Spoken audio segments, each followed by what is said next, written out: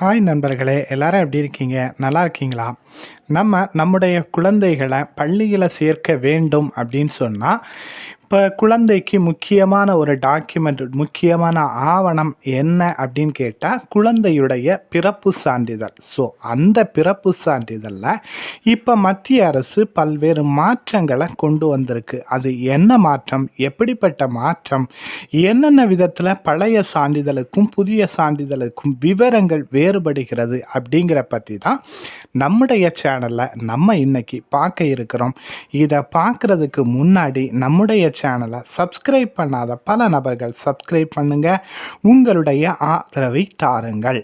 அதாவது குழந்தையுடைய பிறப்பு சான்றிதழில் இனி குழந்தையுடைய தாய் தந்தை இருவருடைய மதத்தை தெரிவிப்பது கட்டாயம் அப்படின்னு சொல்லிட்டு மத்திய உள்துறை அமைச்சகம் தெரிவித்துள்ளது.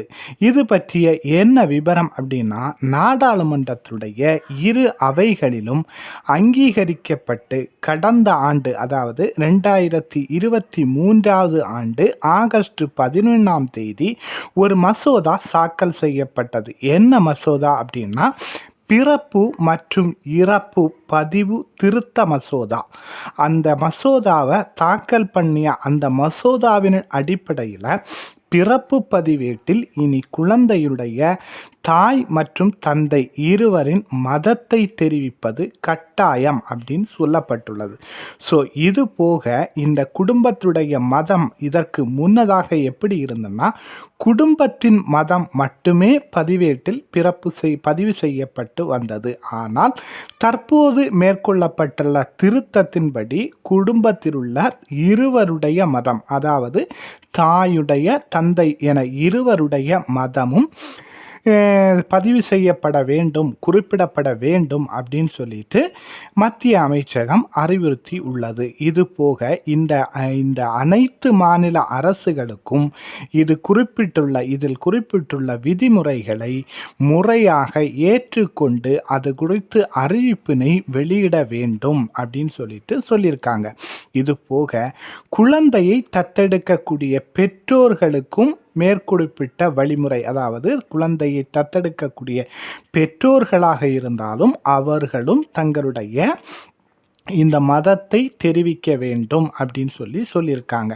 இது எதற்காகனா, இதன் மூலம் ஒருவருடைய பிறப்பு இறப்பு தரவுகள் தேசிய அளவில் பராமரிக்கப்படும்.